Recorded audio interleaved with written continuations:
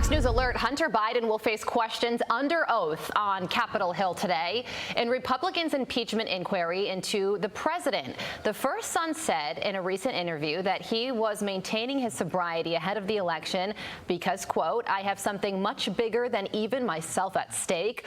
We are in the middle of a fight for the future of democracy. Jonathan Turley is laying out what he thinks Hunter's strategy will be today. He's going to have this disjointed position where he's going to insist that he wasn't just selling his father's name, that he was this globe-trotting business genius.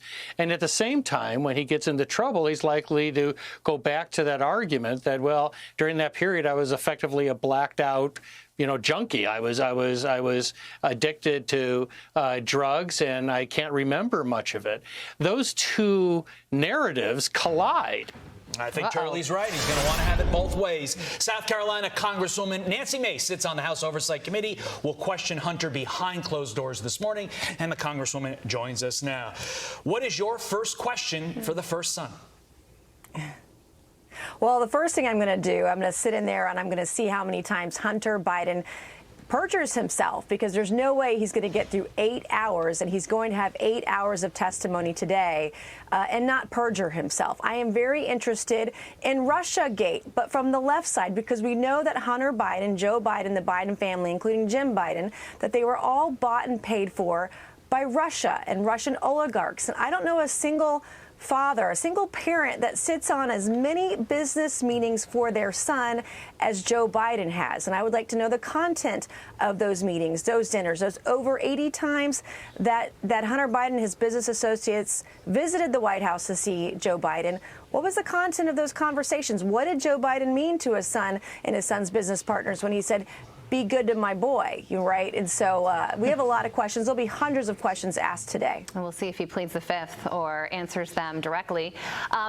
Congresswoman, the AP is out with an article that highlights problems they see House Republicans are running into when it comes to this investigation. And they write, yet after conducting dozens of interviews and obtaining more than 100,000 pages of documents, Republicans have yet to produce direct evidence of misconduct by the president. Meanwhile, an FBI informant who alleged a bribery scheme involving the Bidens, a claim Republicans have cited repeatedly to justify their probe, is facing charges from federal prosecutors who accuse him of fabricating the story. The AP article goes on to say that this impeachment inquiry is, quote, teetering on the brink of collapse. What's your reaction to that?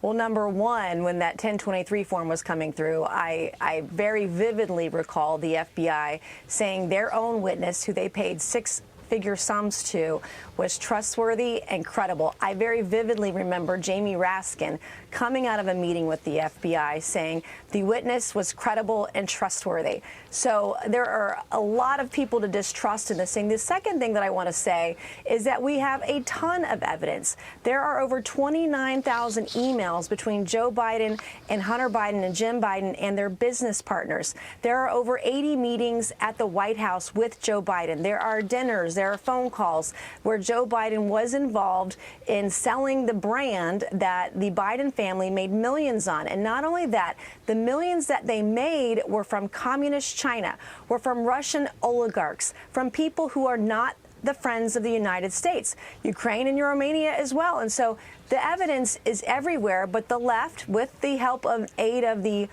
mainstream and corporate media, every accusation is literally a projection.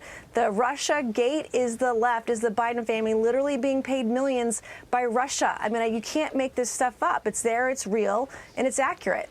So there's also the classified documents situation, Congresswoman, and House Republicans have subpoenaed the DOJ for documents, communications, audio, video records related to Robert Hur's interview with Joe Biden. They're also interested, you guys are also interested, in a conversation then Vice President Biden had with a Ukrainian Prime Minister on December 11th, 2015.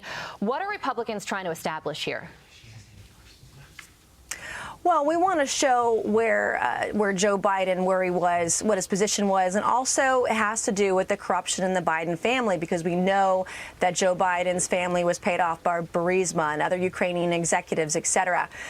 This is really important. The other thing I want to say is that Smith's letter came out recently regarding Joe Biden and the case of the classified documents. He said the two cases were very different. Yeah, they're very different because Joe Biden took classified material that he was not legally allowed to. Joe Biden literally broke the law, both as a U.S. senator and as vice president. Donald Trump's case is very different because he was president. He had the ability to declassify information that the vice president or a senator doesn't have. And so the cases are very different. And Joe Biden's mental capacity is far, far worse than anybody else I've seen in this country, too. Yep. Congresswoman Nancy Mace has a busy day. We appreciate her getting up. Thank you so much. I'm Steve Doocy. I'm Brian Kilmeade. And I'm Ainsley Earhart. And click here to subscribe to the Fox News YouTube page to catch our hottest interviews and most compelling analysis.